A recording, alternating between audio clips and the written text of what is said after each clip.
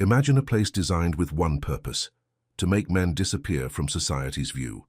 Thick walls, radiating cell blocks, a monument to absolute control. This is La Modelo prison in Caracas. On a single night, inside a structure built for 750 souls, nearly 4,000 men were locked in. And then, the smoke began to rise. This is not just the story of a fire. This is the story of a machine, a prison that worked exactly as designed until its design guaranteed catastrophe. We are going to conduct a forensic investigation of an institution to trace how indifference becomes a death sentence.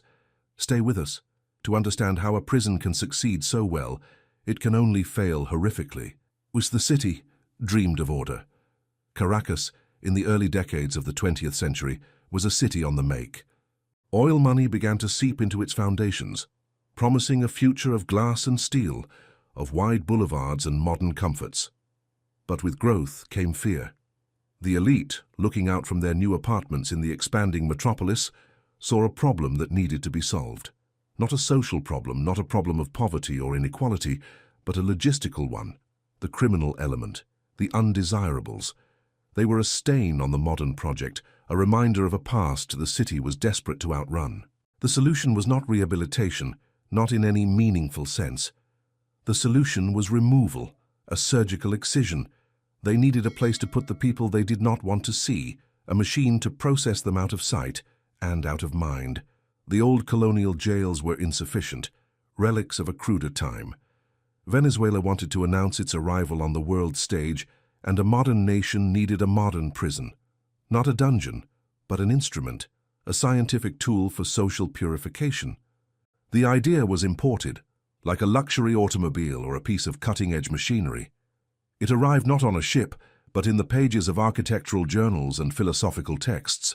The model was the panopticon, a concept born in the mind of an English philosopher, Jeremy Bentham, in the late 1700s. His design was chilling in its elegant simplicity, a circular building with a central watchtower.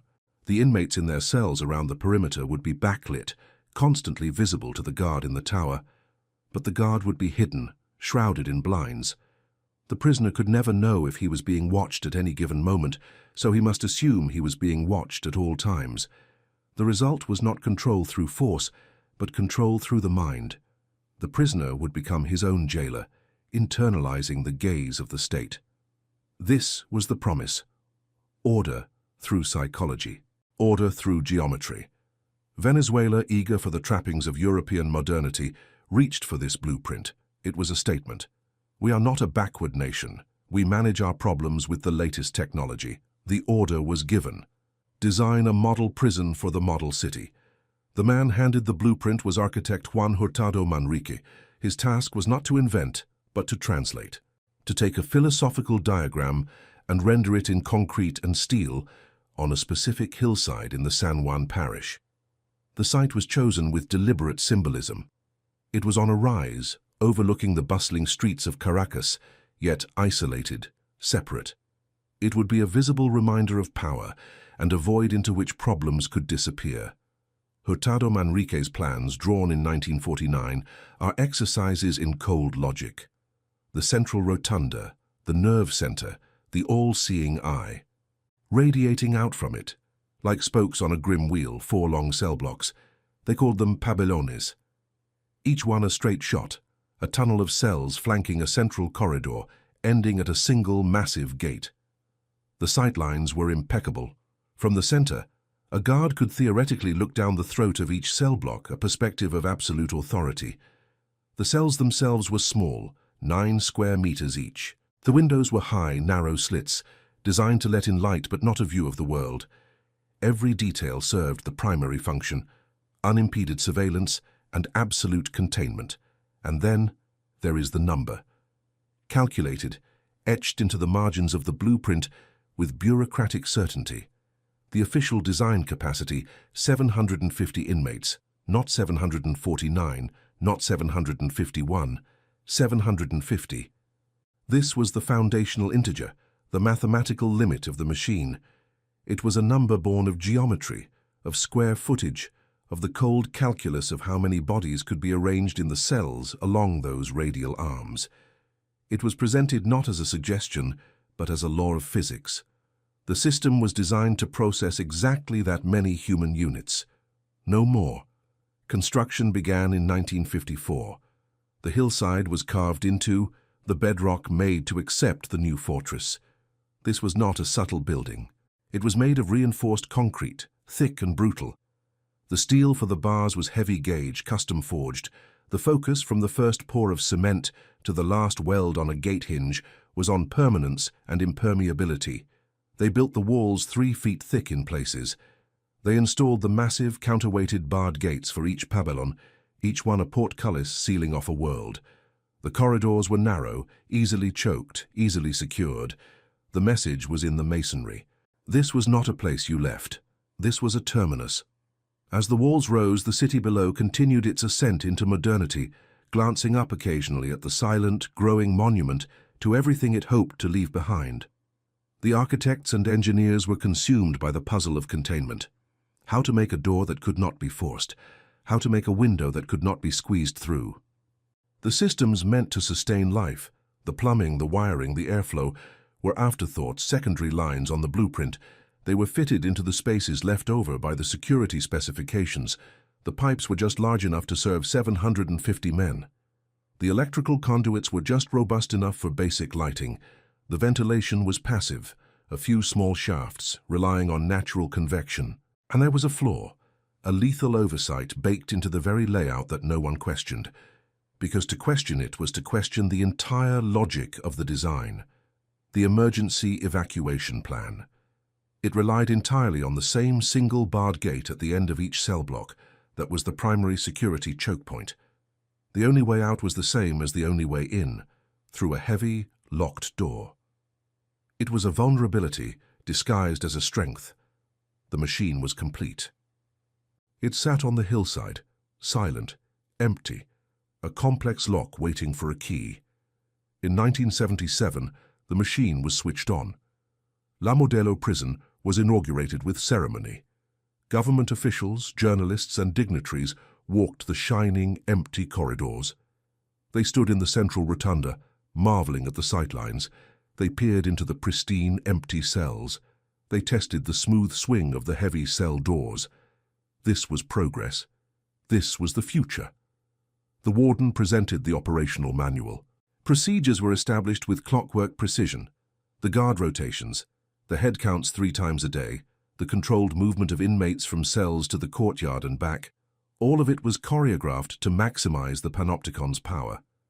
Inmates were to be moved in orderly lines, silent, heads down. The guard in the tower did not need to shout. His mere potential presence was to dictate behavior. The system was a closed circuit. Humanity, in this model, was a variable to be managed by procedure.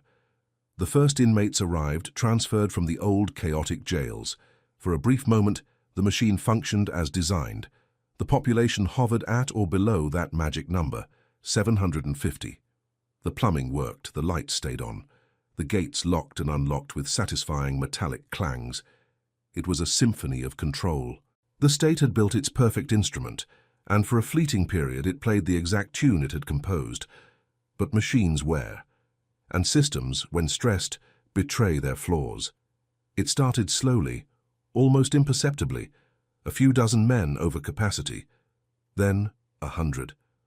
The pressure was not from inside the walls, but from outside. Economic tremors, rising crime, a judicial system beginning to buckle. The response was not to build new prisons, but to force more bodies into the existing one. The first improvisations were logistical. A bunk bed was welded together and crammed into a 9-square-meter cell designed for 1 man. Then a second bunk, turning the cell into a cramped cube holding 4.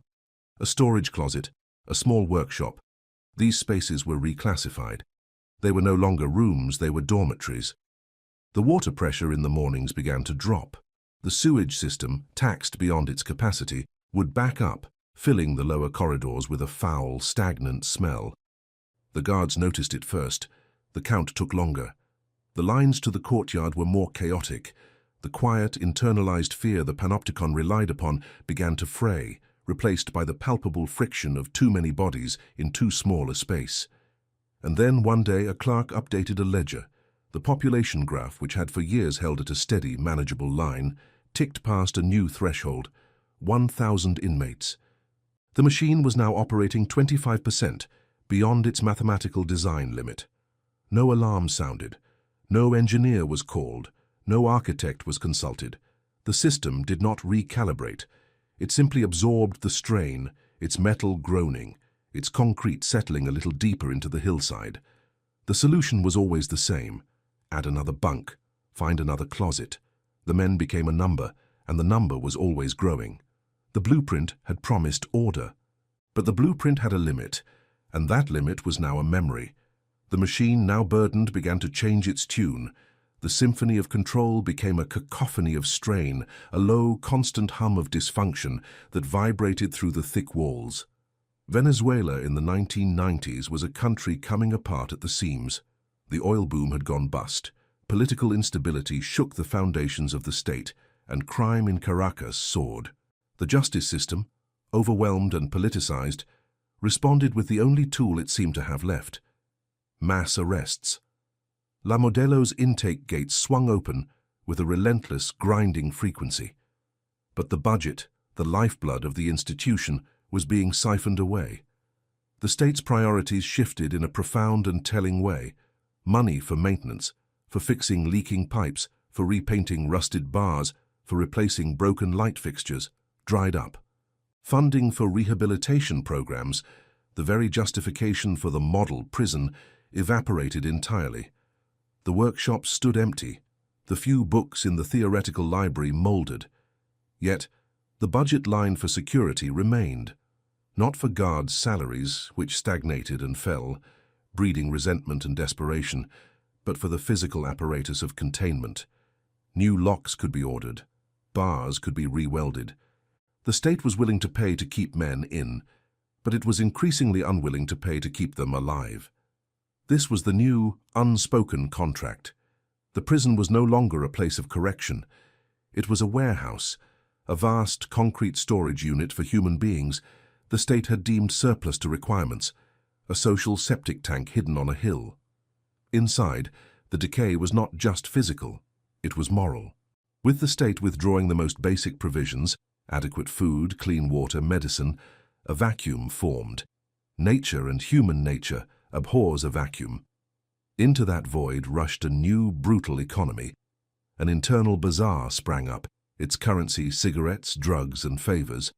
Corrupt guards, their own salaries a joke, became partners in this trade. For a price, anything could be smuggled in: a bag of rice, a bottle of antibiotics, a cell phone, a weapon. The architecture of the panopticon, designed for transparent surveillance, now facilitated opaque commerce. The central rotunda, that symbol of the all-seeing eye, transformed into a bustling market square.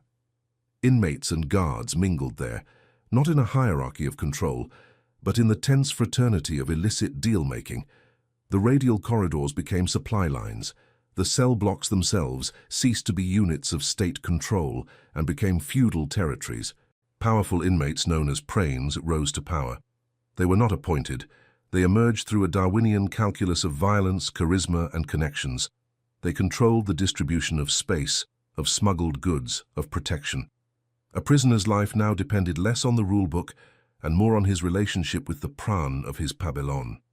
The guards, outnumbered and under-resourced, made a grim peace. They ceded day-to-day control of the interior in exchange for a cut of the profits and a fragile, violent stability. The guard in the central tower was no longer a symbol of omniscience. He was a lookout for the black market, or more often, he was absent. The panopticon's core principle, the internalization of the state's gaze, had shattered. The inmates now lived under the constant visible gaze of their own overlords. The state had not just abandoned its duty of care, it had outsourced its authority to the very men it had locked away. This perverse inversion of the system's purpose accelerated with a change in law. A shift in pre-trial detention policies meant that the wheels of justice, already rusted, seized entirely. Men were arrested and thrown into La Modelo, not as convicted criminals, but as suspects. They would then wait, for months, for years. Their cases languished in overwhelmed courts, their files buried under avalanches of new arrests. By the mid-2000s, nearly 70% of the population had never been sentenced. They were not inmates. They were human pending trays, stored indefinitely. The inflow became a torrent with no outlet. The machine's intake valve was jammed open and its release valve was welded shut. The prison's administration responded not by demanding systemic reform, but by engaging in a grotesque game of architectural Tetris. Every non-essential space was sacrificed to the god of capacity. The gymnasium, once a place for controlled recreation, became a permanent sweat-soaked dormitory, mats laid edge-to-edge on the basketball court. The workshop where men were supposed to learn a trade was packed with triple-decker bunks, the tools replaced by sleeping bodies. The small library's shelves were torn out to make room for more men. There was no more day room or common area. Every square meter was sleeping space. The original plumbing system, a network of pipes calibrated for 750 souls, now groaned under the demand of over 3,000. It failed spectacularly and routinely. Toilets would clog and overflow, raw sewage creeping across cell floors. The stench was a physical presence, a low, sweet, rotten fog that clung to clothes and skin. Water for drinking and bathing became a precious, fought-over commodity, delivered by erratic tanker trucks when the taps ran dry, which was most of the time. The electrical system, a bare-bones grid for lighting, now became a catastrophic hazard. With no state-provided power for amenities, the inmates and the black market jury-rigged a solution. A spiderweb of illicit wiring sprouted from every corridor. Extension cords, spliced and taped, snaked across floors, climbed walls, and dangled from ceilings. They daisy-chained from a single outlet out to power fans to move the stifling air, hot plates to cook the meager, smuggled food, radios to connect to a world outside. The wiring was undersized, the insulation cracked. It overloaded the ancient circuits, causing blackouts that plunged the overcrowded blocks into a terrifying, riotous darkness. More ominously, the cord snaked over piles of clothing, across damp mattresses through flammable clutter. They were a latticework of potential ignition, waiting for a spark. The ventilation, those small passive shafts designed for a different era, were utterly useless. They became clogged with dust, with trash, with the accumulated filth of decades. The air in the pabellones grew thick and hot, saturated with the smell of unwashed bodies, waste, and cooking smoke. It was air you had to chew. The building itself was sweating, decaying, transforming from a sterile machine into a festering organic slum. The population graph was a line climbing toward a nightmare. 3,000 inmates. The machine was operating at 4 times its design capacity. The perverse equation was now the only equation: infinite human inflow, multiplied by indefinite time, divided by a finite concrete shell. The result was a number that spelled doom, a mathematical certainty of disaster. By the 2010s, La Modelo was a state of exception, a place where the normal rules of society, and even the formal rules of the penal system, no longer applied. It was a black hole within the city, a zone of legal and social vacuum. The press would occasionally run stories, calling it a hellhole, a time bomb. But the descriptions had a numbing, ritualistic quality. The horror had become routine. Inside, the last vestiges of state-provided sustenance vanished. There was no more prison food. If an inmate had no money, no family to bring packages, no way to engage with the internal economy, he simply did not eat. Medicine was a fantasy. A man with diabetes, with infection, with a heart condition, was left to his fate.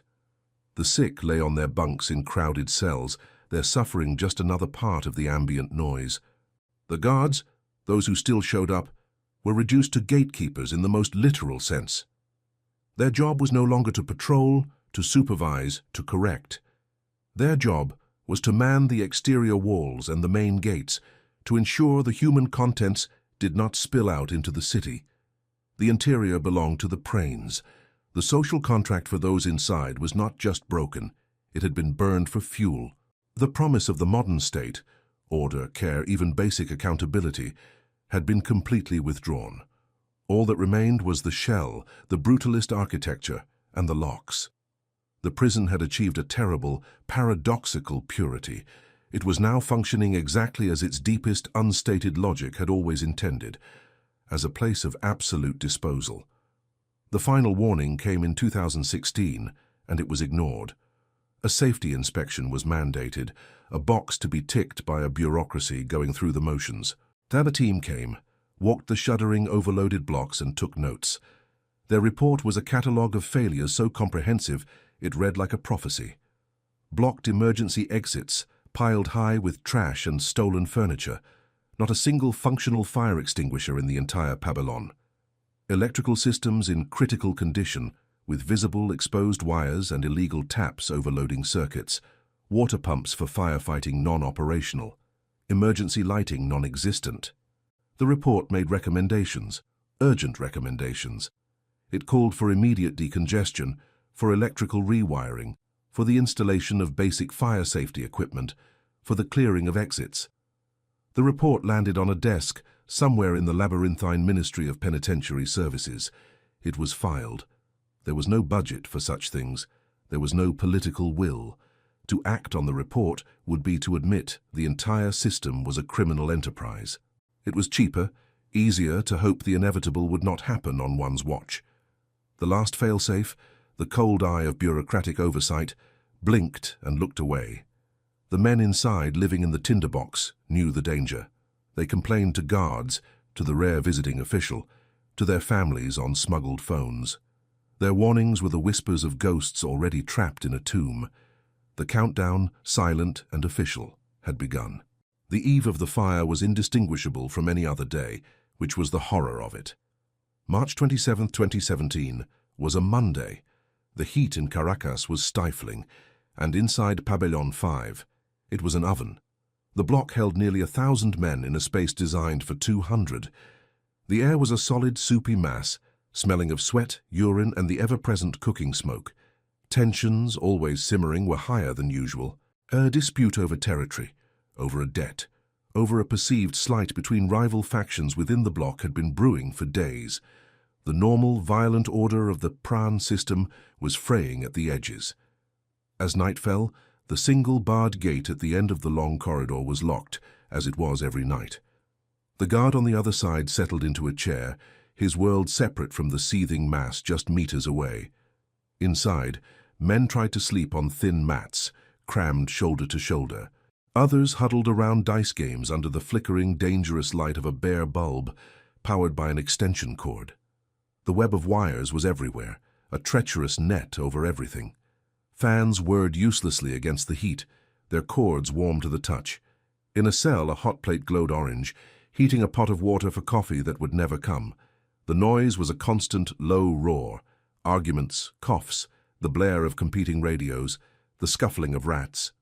The population counter for the entire prison, a number now devoid of any meaning except as a measure of failure, stood at 3,856.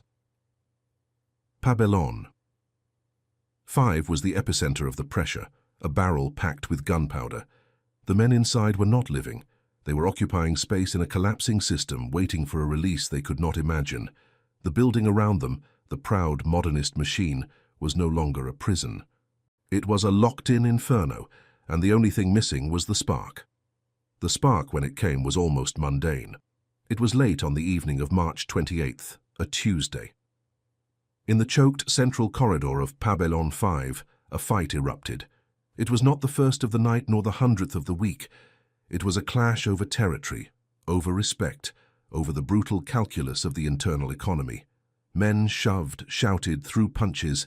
In the tight, seething press of bodies, something was knocked over.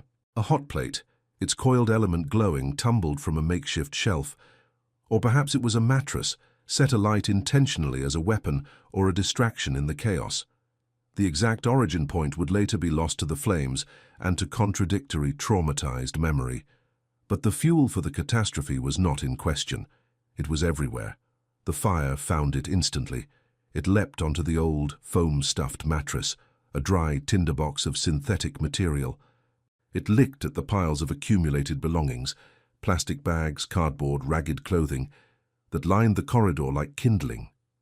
It found the ancient brittle electrical wires, their insulation cracked and peeling, and raced along them, a glowing fuse leading deeper into the block. There was no sizzle, no slow build. In the oxygen-rich, superheated tunnel of the corridor, the combustion was immediate and voracious. A soft whoomp of igniting gases, and then the light changed. The flickering yellow of the illegal bulbs was swallowed by a hungry, dancing orange. The first shouts were of anger, then of confusion, then of a dawning primal terror. The fire was not just a fire, it was a living thing, born in an instant and growing with every breath the building itself drew in. The first line of defense was a phantom. There were no fire alarms in Babylon 5, no shrill bells to cut through the noise, no flashing lights to signal the unthinkable. The first alarm was the smell, acrid chemical smoke from burning plastics, and the sight of the flames themselves climbing the walls as if they were ladder rungs. The second line of defense was equally absent. There were no sprinklers in the ceiling, no network of pipes waiting to douse the heat. There had never been. The building's design was about containing solids, not combating gases and heat. The third line of defense, fire extinguishers, were mythical creatures, remembered from old safety posters, but absent from the reality of the prison. The men were on their own, in a sealed tube, with a blowtorch igniting at one end. Instinct took over. A wave of humanity surged away from the growing conflagration, a tidal pull of panic moving in the only direction possible, down the long corridor toward the single point of light and hope, the main barred gate at the far end. Dozens, then hundreds of men stumbled, pushed and ran over one another. The orderly radial spoke of the blueprint, became a screaming, choking river of bodies. They reached the gate. It was a massive grid of steel bars, the final barrier between the hell of the Babylon and the open courtyard beyond. They pressed against it, their hands gripping the cold metal, their faces contorted. They screamed for the guard. They shook the bars with a force born of absolute desperation. The gate did not budge. It was locked. Not just locked, but secured with a heavy, old-fashioned mechanical lock, the key for which was held by the guard stationed on the other side. This was the protocol. The gate was locked every night at lockdown. It was the inviolable rule, the final seal on the container. The system's paramount commandment, containment, was being obeyed with robotic precision, even as the system itself began to consume its contents. On the other side of the gate, the guard heard the commotion. He saw the flickering light, heard the screams that were not the normal sounds of prison violence. They were a different pitch, a pure note of terror. His training, what little there was of it, conflicted with his conditioning. The rule was absolute. Do not open the gate without direct orders, especially at night, especially during a disturbance. An open gate meant a potential riot spilling into the courtyard, a mass escape, a catastrophic loss of control. His job, as it had been drilled into him, was to maintain the integrity of the barrier. To open it was to invite chaos. He hesitated. He reached for his radio instead of his keyring. He called his superior. "There's a problem in Babylon 5. There's smoke. The inmates are at the gate." He was reporting, not acting. He was following the procedure for a disturbance, not the non-existent procedure for an inferno. The seconds ticked by. The screams intensified. The metal of the gate began to grow warm. Inside, the physics of the building took over, executing a death sentence written in its very design. The fire, now a rolling ball of flame, fed by a wind created by its own heat, roared down the corridor. The architecture became a weapon. The long, straight, narrow corridor acted as a perfect chimney, funneling oxygen to the fire and directing the flames and superheated gases in a single concentrated jet toward the trapped men. The smoke, thick and black from burning mattresses, plastics and paint, was even more lethal. It billowed, filling the high ceiling of the corridor first, then sinking down.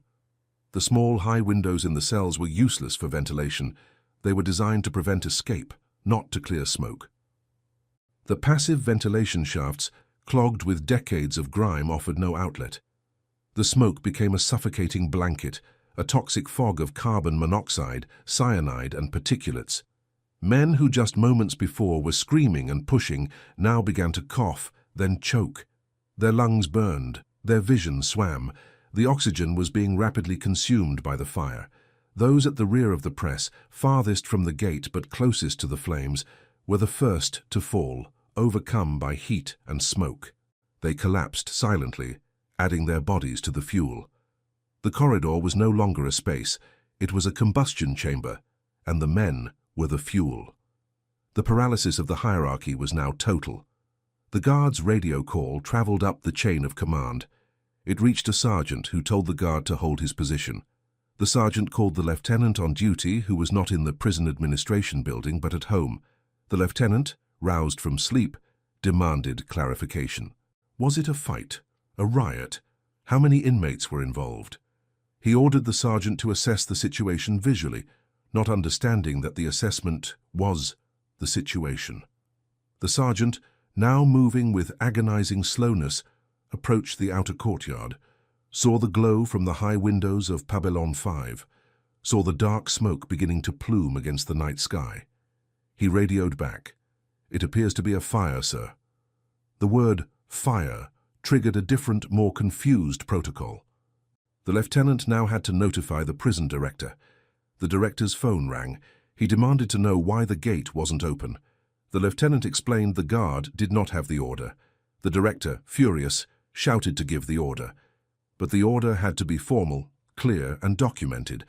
This was a system that moved paperwork for a roll of toilet paper. For an event of this magnitude, the instinct to cover oneself was overpowering. Minutes bled away, each one measured in lives. The guard at the gate, hearing nothing but static and screams, his face now feeling the heat radiating through the bars, remained frozen. The key was in his pocket. The rule was in his head. The rule won. By the time the first external alarms were raised, it was far too late. Someone, perhaps a guard on the perimeter wall, called the city fire department. The fire trucks, when they arrived, were met with a scene from a medieval siege. They could not get close. The narrow access roads inside the prison complex, designed for patrol jeeps, could not accommodate the large engines. They were forced to park at a distance, unreeling hundreds of meters of hose. When they finally had a line of water, they faced the fortress wall of Pavilion 5 itself. They directed their streams at the high barred windows, but the water arced through the night and splashed against hot concrete, doing nothing to address the holocaust within. The heat radiating from the building was immense, a wall of energy that pushed them back. They could not approach the main gate. The torrent of superheated air and smoke blasting from the corridor's mouth was like a blast furnace. Their tools, axes, haligans, jaws of life, were useless against the scale and the design. They were firefighters, trained to enter burning buildings, to search and rescue. But this building was designed to keep people in. Its defenses, which had failed to stop a fire, were now perfectly successful at stopping rescuers. They sprayed water on the exterior, a futile ceremonial gesture. They were reduced to spectators watching a building consume itself. Inside, the end was not a single moment, but a slow, terrible dimming. The screams, which had been a unified roar of terror, began to fragment into individual cries, then whimpers, then silence. The pounding on the metal gate grew sporadic, then ceased. The fire, having consumed all the available oxygen in the core of the corridor, burned fiercely in patches, then began to smolder. The smoke changed color, from thick black to a ghastly light gray. The primary killer had not been the flames, but the atmosphere itself. Men had died packed against the very barrier they believed would save them, their bodies creating a grisly dam against which others had pressed until they fell. They died from inhaling gases that seared their lungs. They died from the sheer radiant heat that cooked the moisture from their bodies. They died from the crush, from trampling, from heart attacks induced by terror. The system had killed them in every way a system can kill, through neglect, through flawed design, through procedural cowardice, and finally, through the pure applied physics of its architecture. The silence that descended was deeper than any the prison had ever known. It was not an absence of sound, but an absorption. The crackle of dying flames, the hiss of steaming water from the fire hoses on hot concrete, the muffled shouts of the firefighters, these were distant, irrelevant noises. The heart of Pabellon 5 was quiet. The machine had broken, not with a bang, but with a final suffocating sigh. The Inferno had burned itself out, not for lack of fuel, but for lack of air and lack of life to claim. It left behind a cavity, a blackened, dripping shell where 1,000 souls had struggled moments before. The central corridor was a charnel house, a grotesque still life of contorted forms fused to the bars of the gate, piled upon one another in a final, desperate pyramid. The air that wafted out was not just hot. It was sickly sweet and acrid, the smell of burned hair and flesh and plastic, a smell that would cling to the ruins and to the memory of every witness for the rest of their lives. Dawn on March 29th revealed the truth the night had hidden. A pale, sickly light filtered through the smoke haze still hanging over San Juan. The exterior of Pabellon 5 was scarred, blackened around its window slits, like a skull's eye sockets, but structurally it stood. The fortress had held. It was the people inside who had yielded. Authorities in hazardous materials suits, their faces obscured by masks and visors, moved like ghosts through the carnage. Their job was no longer rescue. It was recovery. They worked with a grim, slow deliberation, prying apart bodies that had melted together in the heat, laying them in rows on the courtyard asphalt under grey sheets that did little to hide the shapes beneath. The numbers began to trickle out, then flood. 68 confirmed dead, dozens more critically injured, their lungs scorched, their bodies burned, transported to hospitals unequipped to deal with such trauma. The numbers were lies, everyone knew. They counted only the bodies they could extract relatively intact. They did not count the remains that would require DNA testing to identify, the fragments that had been vaporized. The official number, 68, was a placeholder, a bureaucratic approximation of the unthinkable. The real number was written in the ashes, in the empty spaces in 100 neighborhoods across Venezuela, and in the indelible scar on the hillside. The system had processed its human units one final, horrific time, and the output was a column of smoke and a line of bagged remains. The machine had stopped. Its work was done. The official narrative began to congeal before the last embers had cooled. It was a narrative of containment, of damage control, not of truth. Government ministers stood before microphones, their faces masks of somber gravity. They used the word tragedy, but they carefully framed its cause. It was a riot, they said, a disturbance between criminal gangs that had unfortunately led to a fire. The language was passive, evasive. The subject of the sentences was always the inmates, their violence, their chaos. The architecture, the overcrowding, the abandoned safety systems, the paralyzed chain of command, these were relegated to the background, if mentioned at all. The prison was a victim, they implied, of the very beasts it housed. The investigation, when it was announced, would be thorough. Justice would be served, but the direction of the inquiry was preordained. It looked inward into the blackened shell of Pabellon 5, seeking to assign blame within the inmate population. Which gang started the fight? Who lit the match? These were the questions posed. The larger, more terrifying questions: who designed the chimney? Who approved the overcapacity?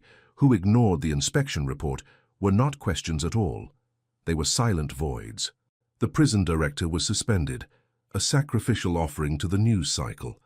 A few mid-level guards were questioned, but the higher echelons of the Ministry of Penitentiary Services, the architects of the policy of neglect, remained untouched. The system's final act of control was narrative control. It sought to shrink the catastrophe, to package it as a violent, isolated incident in a dangerous place, rather than the inevitable culmination of a decades-long state policy. The prison had been designed to make individuals disappear. Now the state attempted to make the systemic crime disappear into a cloud of gang violence. The families of the dead and survivors, gathering at the gates with photographs of their sons, brothers, and fathers, were met with this official wall. Their grief was met with bureaucracy, their demands for answers with silence and shifting official spokespersons. The social contract, already null for the inmates, now extended its cold reach to their loved ones. "You are not owed an explanation," the silence said. "You are owed nothing." La Modelo prison was closed, not as an act of penance, but as a practical necessity. The building was a corpse and the world had seen it.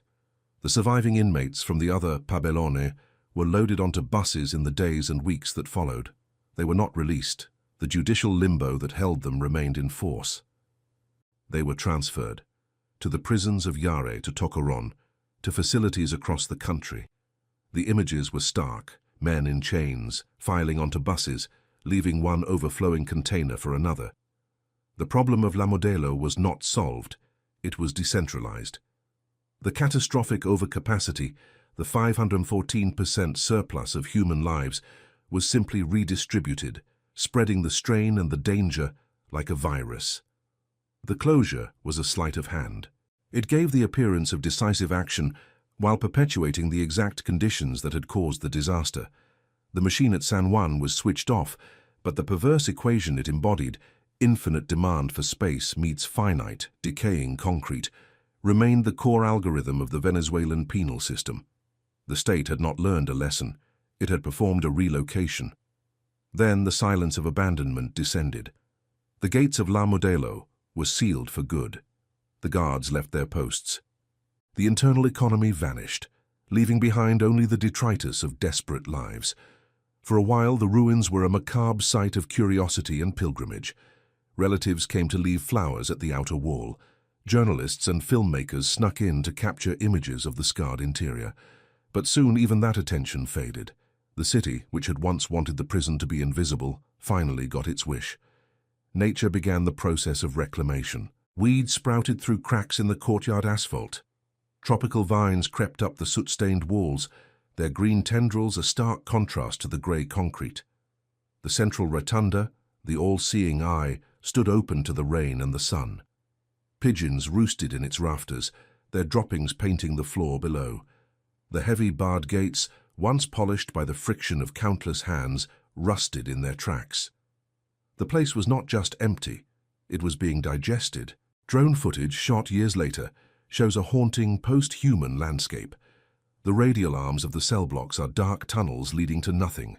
The cells are empty caves, their walls still bearing the ghostly shadows of where bunks were welded, the graffiti of names and dates now fading.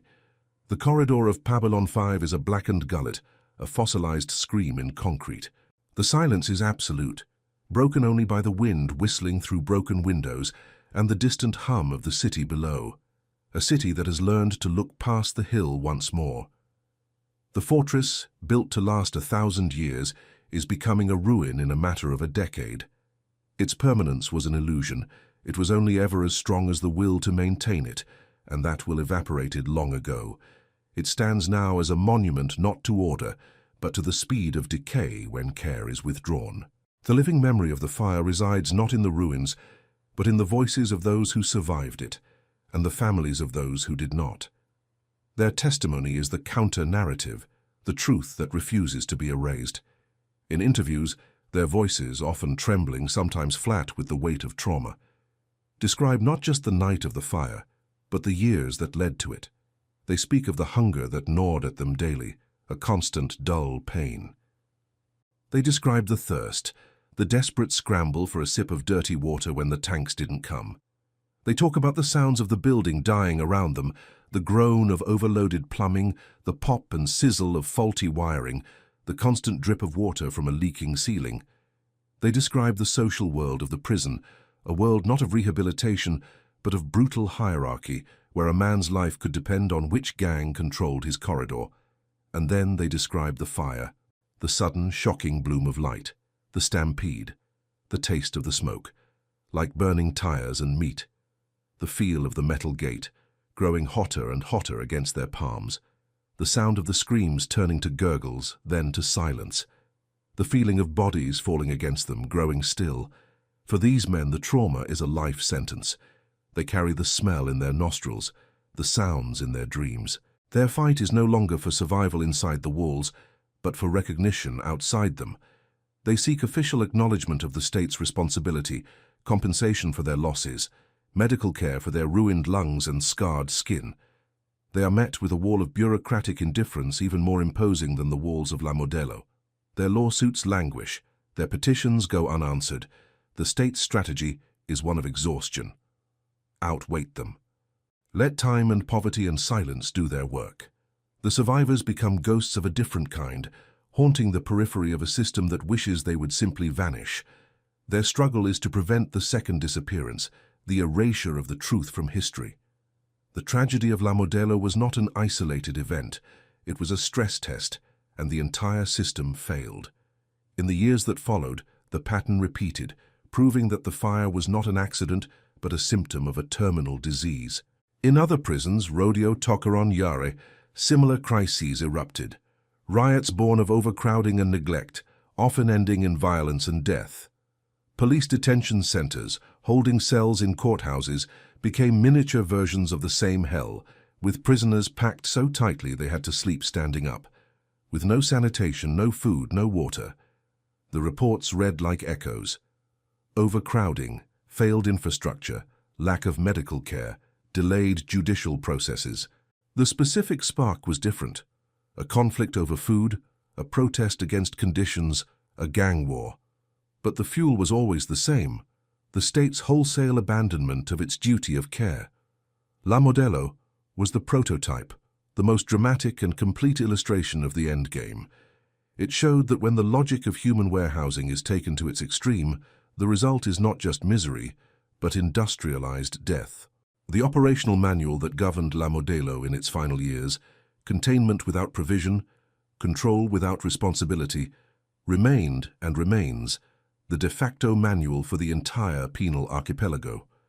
The machine was never dismantled. It was replicated. The men of Pabellon 5 did not die to spark reform. They died because reform was impossible within the logic of the system that killed them. Their deaths were a cost of doing business, a line item in a budget that valued bars over bread, locks over lives. Scholars and historians now study the ruins of La Modelo not as a prison, but as a fossilized ideology. The panopticon, they argue, was always a lie. It promised reform through visibility, but its true function was social purification through invisibility. It was never about making the inmate better. It was about making him disappear from the society that found him inconvenient. The radial design, the thick walls, the high windows, these were not tools for correction but for erasure. La Modelo proved that the architecture succeeded brilliantly in this hidden purpose. It made Caracas forget the men inside, until the day the prison itself could no longer contain the consequences of that forgetting, and vomited them back out in a column of black smoke. The building is a textbook example of how design intentions can be perverted by neglect, and how neglect can then be amplified by design. The locked gate was both a security feature and a death trap. The narrow corridor was both a means of control and a perfect chimney. The small windows provided both security and a guarantee of suffocation. The architecture was neutral, but its marriage to state indifference made it a weapon. The final philosophical takeaway is etched in the soot.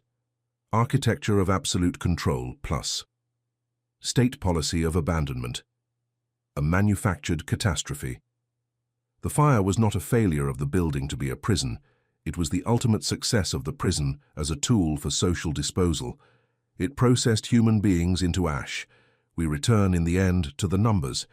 They are the only immutable truth, the anchors that hold the story fast against the tides of obfuscation and forgetting. The documentary's final moments would juxtapose two images. The pristine ink-on-paper blueprint from 1949, with its clean lines and elegant radial symmetry, and a stark, high-contrast photograph of the charred, twisted gate of Pabellon 5 from March 29, 2017. The line between them is not straight, but it is unbroken. It is a line drawn through decades of choices, each one a decision to value containment over humanity, expediency over safety, silence over accountability. It begins with the number 752, a figure born of geometry and arrogance, etched into the foundation of the dream. It travels through the creeping graph, 1,000, 2,000, 3,000, each milestone a silent alarm ignored. It terminates at the number 3856, the population on the eve of the fire, and the number 68C, the official inadequate count of the dead. The distance between 750 and 3856 is not just a numerical gap. It is a chasm filled with suffering, a measure of the state's betrayal. It represents 514% overcapacity. This percentage is the non-negotiable core of the tragedy.